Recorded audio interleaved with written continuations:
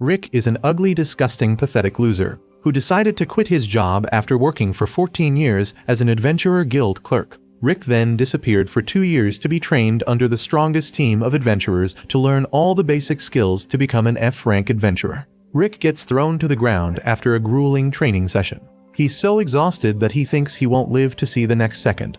But his masters are impressed by how much he has improved over the past 2 years. They are convinced the E-rank test will be a piece of cake, but they hope they hold back so he doesn't end up destroying the arena. But Rick remarks that his strength is nothing compared to theirs.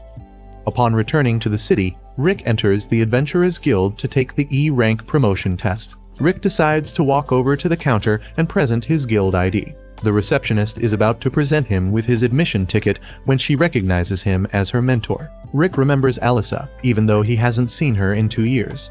He's surprised that she's now working in the Central, but she tells him she was more surprised when he suddenly quit the guild back 2 years ago. She's even more bewildered that he's now an adventurer. Rick is uncertain because he knows it isn't smart to start as an adventurer by age 30. People usually start at the F rank during their teens and then get promoted to the E rank 2 years later. Alyssa wonders what Rick has been up to in the past 2 years, and he tells her that he was up in the mountains, training with some senior adventurers. A drunk adventurer suddenly walks up to the counter and rudely makes a pass at Alyssa. Alyssa tries to decline his request because it's still within her working hours, but the adventurer tries to force himself on her. Rick tries to get the adventurer to back off, but the adventurer is pissed that Rick is ruining his non-existent Riz game.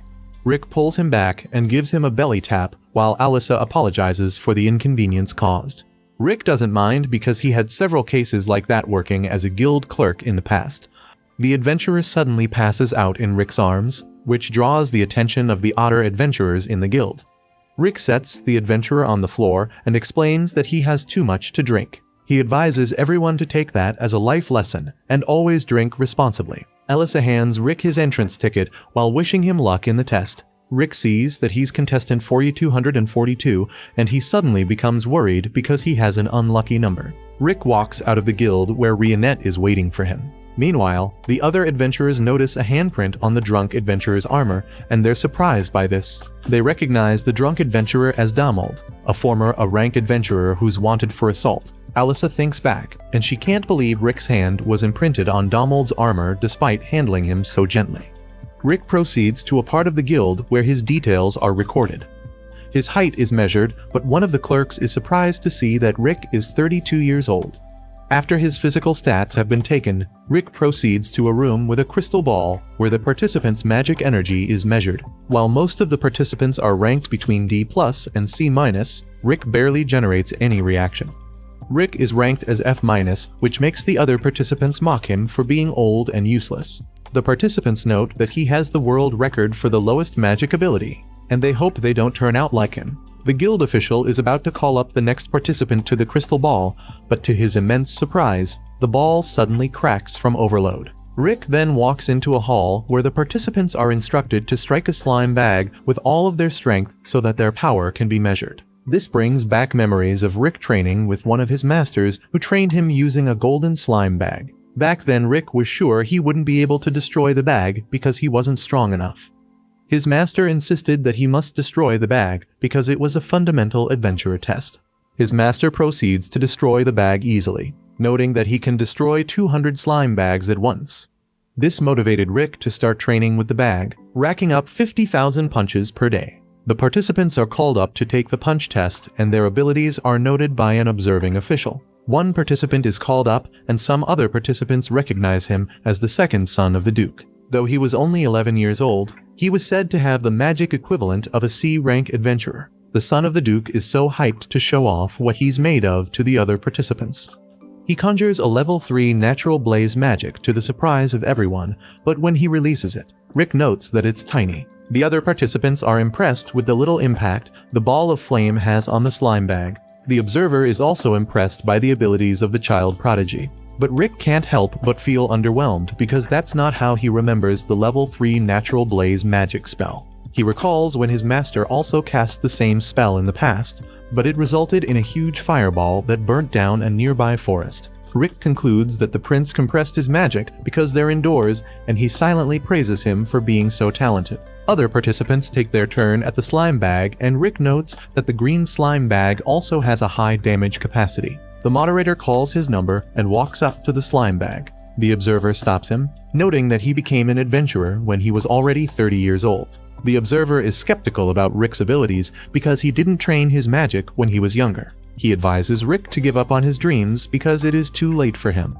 Rick remembers his grueling training session with the golden slime bag.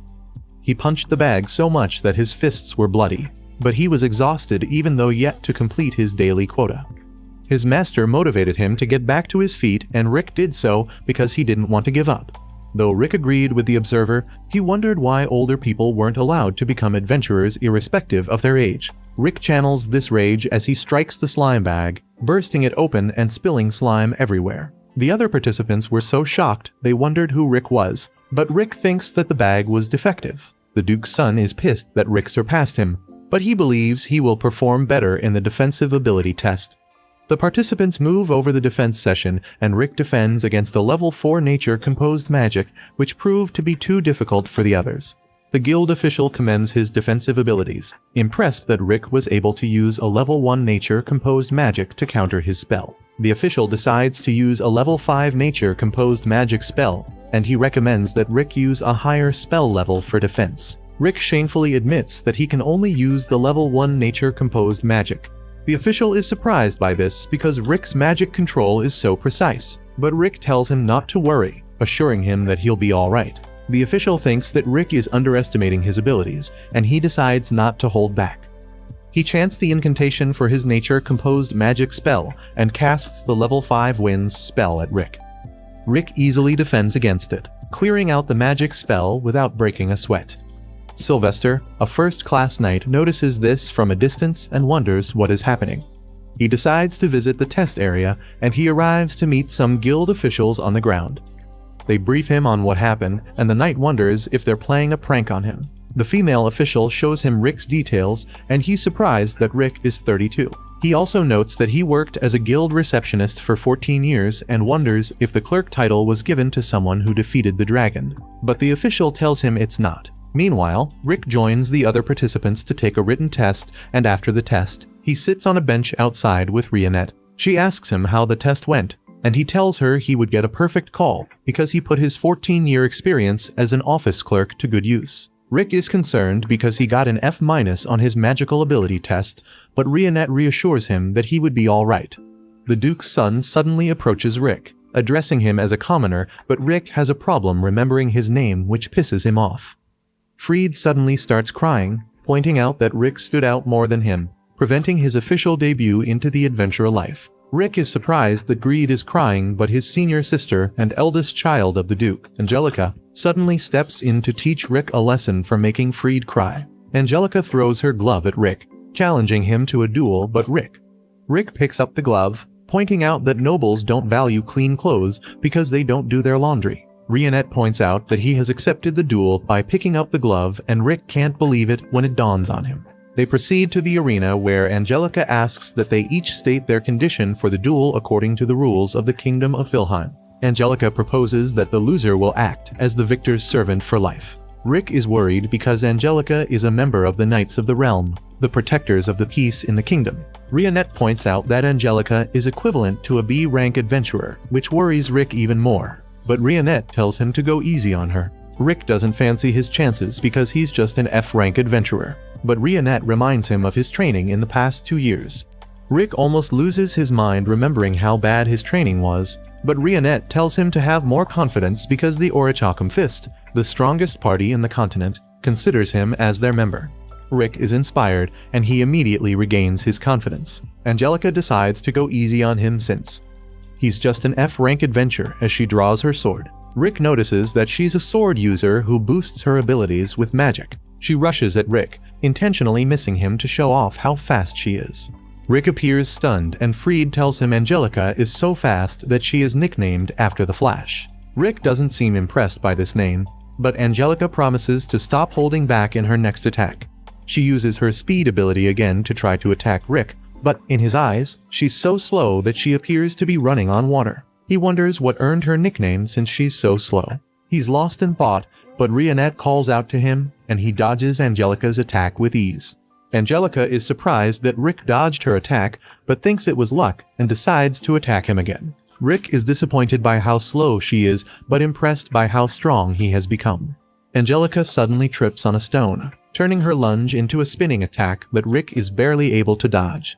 Rick couldn't read Angelica's movement, and he's on edge, but Angelica decides to act like her attack was on purpose even though she tripped. She tells Rick she will be attacking him with 3 times more speed than before, and she uses her ability, but she's still very slow from Rick's perspective.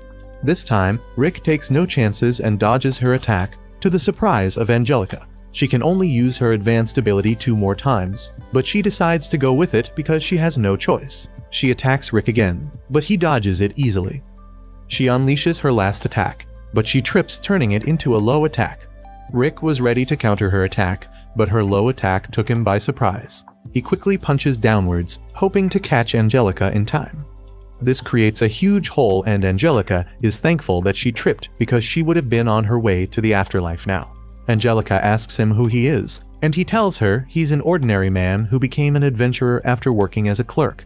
But Angelica doesn't believe him. Rock decides to go all out in the battle, but Angelica surrenders, to his surprise. She decides to leave the arena, but Rick reminds her about the condition for the duel, telling her he would be using her conditions since he didn't state his. Angelica summons her last energy, and she puts them into her legs, getting out of the arena before Rick can say another word. Rick doesn't consider the duel a win because it doesn't feel right, but Rionette tells him Angelica already acknowledged her loss. Rionette suggests that they return to the guild because the results will soon be released. She also informs Rick that his masters will be visiting him to see how he is doing. The weight of this news is so overwhelming to Rick that he immediately has a meltdown. The Akashic Record, a treasure which grants any wish, is given to anyone who defeats Kaiser, the ultimate monster. An adventurer was unable to defeat the monster when he had an encounter with it, but he hoped that someday one of the upcoming adventurers would be able to bring down the beast and make up for his failure. Meanwhile, Alika announces to the adventurer that their test will be released momentarily. She tells them that mana will be sent to their exam tickets, and the tickets of those who passed would glow blue. She further informs them that the successful candidates will participate in a mock battle in the second stage the next day. Rick isn't in good spirits because he's not confident that he will pass, but Rionette consoles him, reassuring him that he would ace the test. She informs him that he would have to triple his training if he somehow fails the test, which makes Rick pray to all the existing deities to pass the test. His ticket suddenly lightens up, and he stares at it anxiously, wondering if he'll pass. His ticket glows blue after a while, and he rejoices, informing Rionette that he passed. She congratulates him on his success, and they leave the classroom as Rick expresses his relief because he doesn't have to return to training. A foul stench suddenly fills the air, and Rick can't help but cover his nose, wondering where the stench is from. A noble suddenly approaches Rionette and introduces himself as Raster, the first son of the Duke of Diamuit who rules over the north. Rick is having a hard time remembering his name, so he decides to call him Northy. Raster asks Rionette's name, and she introduces herself to him. While the Raster is marveled by how sweet Rionette's name sounds, he frowns at Rick when he introduces himself because he has no business with someone like him. Rick is heartbroken by this, but Raster doesn't care about that as he turns his attention back to Rionette. He tries using his not-so-superior line to pick up Rionette, but he can't even pique her interest in the slightest. Raster continues regardless, asking Rionette to become his second wife. Rick is fed up with his advances, and he decides to come in between them, which pisses off Raster, wondering why an old man was being so nosy. Rick informs Raster that he can't keep hitting on Rionette because she's his girlfriend. Raster is surprised to learn this, but notices Rick's participation ticket, which cracks him up. He can't believe Rick was still an F-rank hero in his old age. Rick assumes that Raster is also there for the exam and tries to pull an Uno reverse card on him, but Raster is disappointed with his assessment capabilities, telling him that he already made it to E rank when he was 14. He informs Rick that he's just there to be an examiner for the second part of the exam because he's an A-rank adventurer. Raster shows Rick his crest, and he asks Rionette to leave Rick because he's worse than a commoner and join him for dinner. Rionette kindly turns down his request, telling him that she's dating Rick, who's so red on his face that he almost explodes. She teases Raster, saying that his perfume has a disturbing smell which isn't very pleasant. Rick now knows where the origin of the smell is, but Raster is pissed off by their insults, and he promises to show Rick the difference in their capabilities if he ends up being his examiner. He walks away fuming, hoping to have a chance to prove to Rionette that she made the wrong decision. Rick didn't like that he was already starting on the wrong foot with his potential examiner. He hoped that Raster wouldn't turn out to be his examiner during the exam. Raster went for dinner at the castle, but was still fuming from his encounter with Rick. He promised himself that he would prove to Rick that he was superior to him. Fried and Angelica suddenly come running to him with tears running down their faces, and he's surprised by this, wondering what is making them sad. Fried tells him that he was disgraced by an old man during the test, while Angelica tells him that the same man almost disgraced her by explaining her dual oath. Raster is pissed that some old man had committed such an unforgivable sin, but then he suddenly figures out that the man could be Rick. He asks Fried for the old man's participant number, and Fried tells him it was an unlucky number, confirming his suspicions. Raster is pleased that he will have the chance to disgrace Rick during the second part of the exam, and also get his revenge for what he did to his siblings. The next day, Rick and Rionette are walking to the location of the second test when Rionette reminds Rick to hold back. Rick tells her he can't hold back, especially if Raster turns out to be his examiner. Rick is filled with dread at this possibility, but Lynx suddenly stops him on the way and informs him that he would be in charge of his test in the second stage. Rick is rejoicing because Raster isn't his examiner, but Lynx expresses how unusual it is for a 30-year-old receptionist to switch jobs and become an adventurer. Rick thinks Lynx is making fun of him, but Lynx expresses how impressed he is by his determination. Lynx is glad that a fellow middle-aged man like him can inspire others to chase their dreams regardless of their age. Lynx felt a sense of déjà vu because he became an adventurer at 24 years old, so he knew that Rick had a goal in mind. Lynx informs Rick that he's yet to achieve his dream of getting to a rank despite being in his 40s, because it took him 20 years to get to B rank. Rick was impressed by Lynx's passion at his age and eager to get into the mock battle with him. Lynx warns Rick that he won't hold back, but he gives him a handshake and invites him for a drink after the test. Around the corner, Raster is silently eavesdropping on their conversation with a naughty smile. Lynx felt how much Rick trained just by shaking his hand, so he decided to train even harder. As he returns to his quarters, Raster corners him so they can discuss. In the prep room, Rick is very cheerful and Rionette notices this, but a messenger suddenly comes into the room, bearing news for participants numbered 4200 and above. He tells them Lynx has fallen ill and their new examiner will be Raster Diamuit. Rick doesn't recognize the name till Rionette informs him that it's the Northy from the previous day. She tells him Raster may be related to Angelica and Fried since they all bear the same surname, and Rick can't believe his ears. The other participants express concern because they're scared of Raster. Rionette wonders what the big deal about him is, and one participant tells her that Raster is nicknamed the F-Rank Crusher because he torments participants that grab his attention. Rick realized that he was in a bad situation because he gained not just Raster's attention, but also his wrath. Raster enters a mock battle with one of the participants, and he easily defeats him with his nature-composed ice magic. He expresses his disappointment in how powerless commoners are, but an elite guard suddenly calls his attention to give him a message. Meanwhile, Rick was having a meltdown wondering what he would do to get out of his predicament, but Rionette tells him there's no point worrying. Rick tells her that he wants to go home, but he remembers that his training would triple if he does that, so he decides to make peace with the fact that he won't achieve his dreams. Rionette advises him to gain inspiration from others who tried to tell him he couldn't achieve his dreams instead of allowing their words to weigh him down. She assures him he will pass the test and defeat the perfume noble because she believes in him. She informs him that she always believed in him from the first day he decided to become an adventurer. Rick is so moved by her words that he regains his confidence. A hooded figure suddenly comes up to Rock and offers to help him through his midlife crisis through fortune-telling. The figure tells him he doesn't have to be suspicious, and he offers to give him a free trial first. Rick feels reassured by this, and he takes a seat with the figure. Rionette notices a spell on the seat, but she can't act quickly enough as Rick disappears as soon as he sits. Fried praises himself for being an Oscar-worthy actor because he got Rick to fall into his trap, but Rionette suddenly threatens him and asks him to spill the location where Rick was teleported to.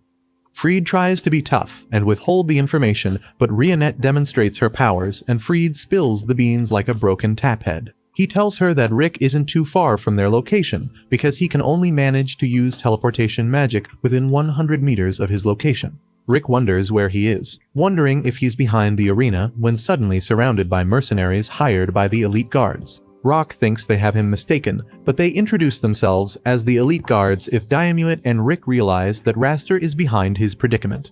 The guards promise to make sure he is in no condition to take the test, but Rick is disappointed that they have to resort to such dirty tricks. The chief guard informs him that they are all equivalent to B rank and are rank adventurers, and Rick realizes that he won't be able to get away unscathed. His masters suddenly come into view, wondering why Rick was outside the arena instead of taking his test. Rick tells Brufston that the guards are helping him train as an excuse, but the guards debunk his claims, threatening to take down his masters if they don't leave immediately.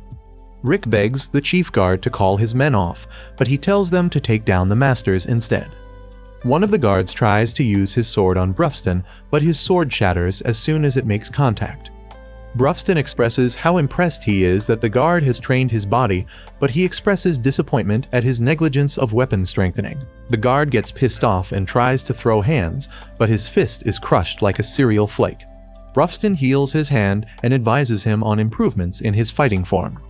The guards are surprised that an orc can talk and use magic. The chief guard suddenly recognizes them as the members of the strongest party. Mizet figures out that Rick is being bullied and decides to handle things peacefully with his newest invention, a custom gun with magic crystals and lead bullets. The other guards decide to go for the other masters since Brufston seems so powerful, but Mizet takes them down with his weapon. He asks Rick if he wants a shot with his weapon, but Rick turns down his request. The chief guard was now sure of his theory that they were members of the strongest party. Another guard threatens to take down Elisarette if anyone moves a muscle, but they advise him to let her go for his good. Elisarette wonders what the guard is doing, and Rick tells her he wants to play with her. Elisarette is open to playing with the guard, but he hurts her instead and she gets triggered. She unleashes a high-grade nature magic that sends the guard flying, to the horror of others. The chief now recognizes Elisarette, the vampire mage, who is the youngest and strongest magic user. Mizet, the half-elf half-dwarf, is the best weapons craftsman. A Shork, the orc with great intelligence and superhuman strength. The chief guard tells the other guards that they're all S-rank adventurers who are members of the Orichalcum Fist, the strongest party in the continent consisting of only S-rank adventurers. The chief guard is so entranced by their presence that he decides to retire and live in peace.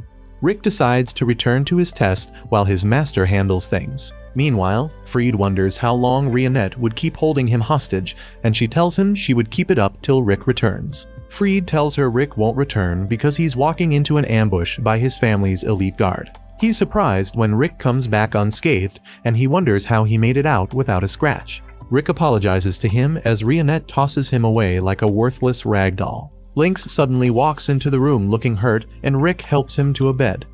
Lynx informs Rick that Raster was the one who hurt him and made up the story that he fell ill. Lynx was disappointed that he couldn't stand a chance against Raster, but Rick wondered why Raster would go to such lengths just to be his examiner. Lynx recounts how Raster beat him up after he told him about his dream to build a school which kids who want to become adventurers can attend. Raster told him his dream was worthless because he could only manage to build up a third-rate school since he's a third-rate adventurer. Lynx is disappointed that he couldn't say something back to Raster and advises Rick to forfeit the exam so he doesn't experience a worse fate. Rick reassures Lynx, saying he will be fine as he steps out of the room towards the arena. Raster easily takes down another participant when one of his guards returns, apologizing for failing his mission. Raster is surprised that Rick still came out for the test because he thought he would be discouraged by everything he said against him. Raster decides to give Rick a taste of true suffering, but Rick is unfazed by his threats, silently promising to take him down for what he did to Lynx.